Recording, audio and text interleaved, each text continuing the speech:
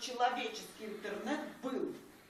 Тогда делайте вывод, почему у нас есть такая замечательная война с нашим прошлым по поводу того, чтобы это уничтожить и сделать технически.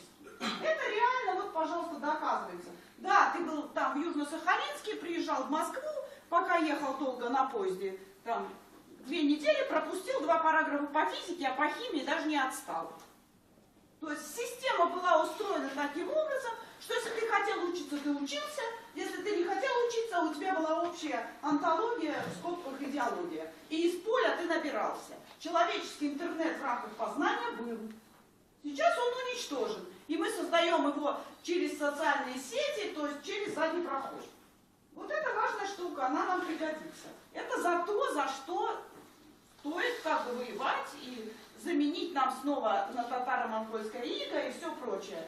И лекциями прессы о том, что американцы все правы, молодцы, а мы вот русские такие странные.